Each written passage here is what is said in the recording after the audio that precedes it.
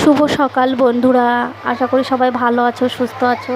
দেখো আবার একটা নতুন ব্লগ নিয়ে এসেছি। আজকে হচ্ছে শ্রাবণ মাসের লাস্ট সোমবার, আর আজকে আমি উপোস আছি। উপোস বলতে ঠাকুরের মাথায় জল ঢেলে তারপরে নিরামিষ খাবো বা সাবু টাবু খেয়ে নেবো। দেখো আমি তাই জন্য গঙ্গা ঘাটে চলে এসেছি স্নান করতে। আর গঙ্গা ঘাটে এসে দেখছি প্রচণ্ড ভিড়। সবাই এখান থেকে স্নান করে জল নিয়ে নানান জায়গায় যাচ্ছে জল ঢালতে। আর আমি তো আমাদের এই পাশেই বাজারের উপরেই একটা মন্দির আছে, ওখানেই ঢালছি এই দুদিন, আর আজকেও ঢালবো। তাই আমি জল নিয়ে নিচ্ছি। আর বাজার থেকে কিছু ফলমূল মিষ্টি এগুলো কিনে নিয়েছি, মালা ফুল। তারপরে এখন এই দেখো স্নান করে চলে এসেছি পুরো সোজা এই যে মন্দিরে। সবাই জল ঢালছে, 2জন না 3জন ছিল, অসুবিধা হয়নি, আমার পুরো ফাঁকাই ছিল। তো আমার সঙ্গে কেউ যেহেতু আসেনি, আমি একা একাই ক্যামেরা ধরে এরকমভাবে যেটুখানি পেরেছি তোমাদেরকে দেখাতে পারছি। আর সে বাবা ভোলাকে কি ভালো লাগছে, আজকে খুব সুন্দর করে সাজিয়েছে, মন্দিরটাকেও সাজিয়েছে।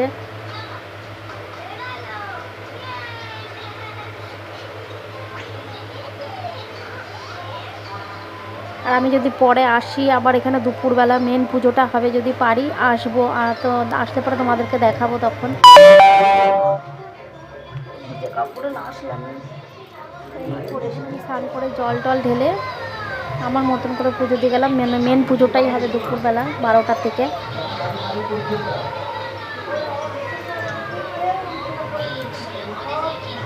আর পুজো দিয়ে দেখো তারপর আমি চলে এসেছি বাড়িতে। আর বাড়ি এসে ঠাকুর পুজোটা আমি তারপরে দিয়ে নিলাম ঘরের ঠাকুর। আমাদের ঘরে শিবলিঙ্গটা ভেঙে গেছে, মানে আমার ছেলে ছোট তো, ও ভেঙে দিয়েছে আর কি।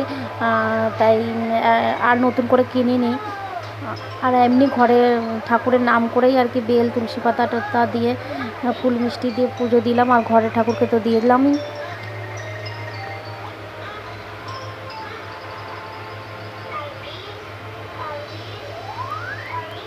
সবাই